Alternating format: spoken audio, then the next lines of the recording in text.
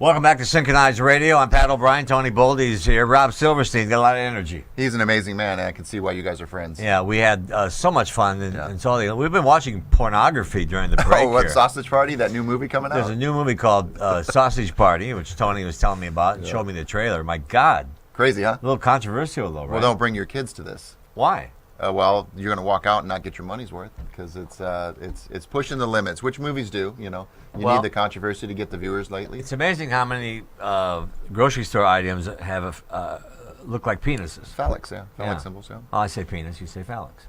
Okay. I don't know who's watching. But, huh? I don't know. Well, we see who's watching. We have some people around the world. Sue McGahey, well, I hate to put Sue right in the middle of this, but Sue McGahey from Sue McGahey PR. Yeah. And one of the reasons you hear about this is because of Sue, and we love her, and she's great. She's up north. And who else we got? Leah Hughes. She's from England. From England. And everyone's saying, Pat, you're amazing. Oh, Tony and Pat, you're amazing. and we also have Sharon from Australia. So and there's Sharon. And a surprise visit from Billy Bush, right. who, by the way, was a world-class rugby player. Right. Yeah. And speaking of world-class, I hear you're a world-class tap dancer. I'm a very good tap dancer. To be honest, it's about the only thing I can really, really do well. I used to dance with Gregory Hines. I showed you the video. Right. How much money do you think I made off that video? You go, oh, you can't dance. Oh, right. Did you know I danced with Gregory Hines? Paid your mortgage. It's pretty fun. But I've been doing it since I was 3. It was amazing to watch. And I danced when I was 11. I danced with Step Brothers, and I danced with Gregory Hines from Hines and Dad. We used to rent a studio once a week, and then he died. So back to the Olympics. It's quite the journey down there. It's 17 days of hell is what it is, and you're really there like 30. Right. But I've done Lillehammer, I've done the French Olympics, I've done Sydney, I've done London, I've done Seoul, I've done LA. I've done them all, and they all have their own story to tell. And you're not a big sports fan, but you get involved in them, right? I like the things when it's the final competition when people are really giving it their all, and you can see the passion that goes behind it and the hard work that's paying off or not. Do you ever get starstruck when you meet these people, your idols, like Jordan? No. Never once. Well, Jordan wasn't a star when I met him. Well, very true. So you grew with that. Okay. Yeah, right. They get starstruck because they grew up, not because I'm so great, but they grew up watching me. You know, like when I first met LeBron James, he couldn't stop calling me Mr. O'Brien because when he was a kid, I was doing the NBA. Right. I said, LeBron, I am not Mr. O'Brien. I'm Pat. Right. I have to call you. I have to be respectful. So, what's your favorite Olympic event? Now, we're going to watch this female boxer from Michigan. But I like the floor gymnastics. I think it's absolutely amazing. It's amazing, and Simone Biles on the bars is great, and it's just amazing what they can do and how much time and effort they put into training. These poor people who train, like Djokovic and those guys, they can afford to lose, and they're multimillionaires. And Jim Tunney will talk about that when he comes on a little bit. Jim Tunney, the world's greatest football referee, by the way. But you practice 4 years, and if you fall, that's it. Yeah, it's done.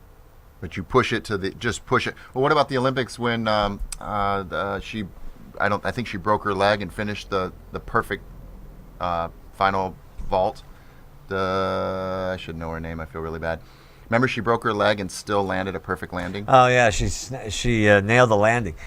Some guy broke his leg the other day going this way. Hyperextended it? Oh. No, but the leg broke back and over. But it's amazing to me to see, and also we're so involved in getting the gold medal. We should be more involved in the fact that they're just there. Do you know what it's like to get to the Olympics? I mean, it's impossible. My cousin was training for equestrian, and then her horse got hurt and she didn't go, but she had trained her whole life for that experience. And it's amazing that, like you watch these, like in the Winter Olympics, which I've done 4 of those, you watch these figure skaters, and they for 4 years, and they could go in and fall on their first jump, and it's over. Right. So it's an amazing commitment, and sometimes you get nothing. And sometimes, and by the way, by nothing, we use that word too lightly. I love the people that cry when they get a bronze medal. Right. Because they medaled. I love people that cry. I love people who cry anyway. They have feelings. But the people who get bronze and silver medals, they're not losers. Right. How many people do you know have medaled at the games? Never met one. Yeah, and so it's a lifelong journey. And tonight, as Rob Silverstein pointed out, we have Michael Phelps trying to get back. He won two more golds the other day, and tonight's a big night on this Tuesday night at the Olympics. NBC does a great job of showing everything. Right. Now, how does somebody like Michael Phelps just go so far beyond the pack and what up to this point? I mean, he is the best. Well, swimmers have a certain body, and he's got the perfect swimming body. He's got the broad shoulders and the very long arms. But it's all in, most Olympics are in tech. Winning is in the technique. Right. And he's got an amazing technique. He's sober now, Right, so his that life helps a is lot. different, and he's talked openly about it. We're not outing him. Right. And Kerry Strug, by the way, is the one you're thinking of. Thanks, Oh, perfect. Eric Olson. And by the way, Eric's play, when's it coming to town? He's coming real soon. Eric Olson's our editor that works over here, and he Right. was working to do this play up north that did really well, and he's bringing it down here and wants you to go attend. And he's holding his breath, hoping Pat O'Brien shows up to his play. We were talking about this string of days that you put together at the Olympics, and by hitting the wall, I mean, you ever get so tired you feel like you hit a wall? I ran a marathon, and in about so you know. 17 miles, I hit that wall, and there was nothing you can do but push through. But it's impossible to get around down there, and there's no, there's never any big problem. All these people that don't have the rights, and Rob was right, all these jealous people who say, "Oh, put it on live." So people say, "Put it on live." I say to them, do you get up at 2 in the morning and go pick up your newspaper? right, That's what that's like. right, So if you want to watch the Olympics at 3 a.m. or at noon while you're at work, go watch them live. But you can get them all day long. Right. Like this show, they stream all day long. Right. You just can't get the primetime one, and that's because NBC spends $1 billion to get it. And right. Now, do you get to pick what you cover, or is that like you get an itinerary? Well, I always hosted, so I covered everything. I mean, I would sit in the studio and I would throw it to people at boxing, or throw it to people at soccer, or throw it to people in the winter at figure skating. And that's the best job, really.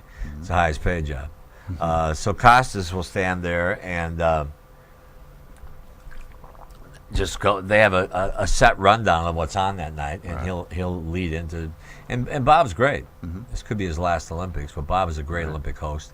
And there are a few that have done it. I've done a bunch of them. Bob's done. I always took Bob's scraps, and by that I mean Bob would host the primetime, but I hosted the late night show, Right. and I hosted daytime on some of the other channels. It used to be on 2 channels. Well, it used to be on 1 channel, and then it was on CNBC and NBC, and now it's what? NBCSN, cable, CNBC, Snapchat has a big investment in it. It's everywhere. You can't get away from it.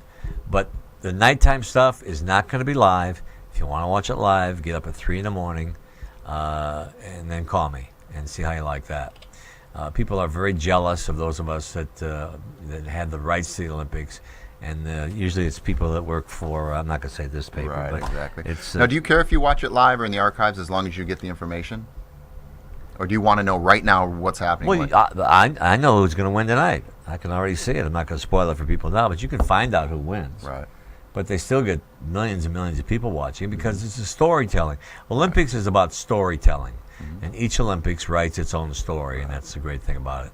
But I'm telling you, it's fun, and it kind of frames your career to do an Olympics thing. I'm proud to say I've been an Olympic host, and it's when you come back, you're treated. It's funny, Tony, when you're there, you don't say, I wonder if anybody's watching. And we know everybody's watching. Of course, yes. And then you land back home, and you're a hero. I mean, hey, Pat, we saw you. Right. It's great. And people, by the way, people still think I do the Olympics. Somebody, actually, Sue or somebody asked me yesterday if you were actually there. And I said, I don't think so. He's doing this show. Well, I confused Hollywood Sue. Live. I said we're going to go live to Ipanema. Okay. And that was Rob Silverstein, Yeah. who sounds like he might have taken. By the way, are you aware of this cupping thing? Have you heard about that? Cupping. Yeah. In, It's the biggest thing at the Olympics. And when you watch tonight, look at Michael Phelps. When they show his back, there are all these, they look like hickeys, basically. They're round circles on a lot of the athletes' bodies. And what that's called is cupping. They take boiling hot water, they put it in a cup, they pour it out, and they put the cup right on your body. And the heat from the cup sucks the toxins out of your body. Oh, wow. And it's very big at the Olympics this year. And you can do it here in L.A. too. It's gonna called try it? cupping. I am going to try it next week. All right. But it does put big marks on your body. I'll show you during the commercial. We come back. Jim Tunney's going to join us. Jim was one of the greatest football referees ever, and he's still going strong. He has some thoughts about the amateurism in the Olympics and the games, and he's probably the biggest name in referees, Jim Tunney. Right. Well, looking forward to hearing that. And then just so Lee says she's from North Wales, UK, not from England, just to correct myself on that. So Well, there are least people watching, Pat. At least 2 correct. Yeah, 3. We'll be back in a minute. Stay with us.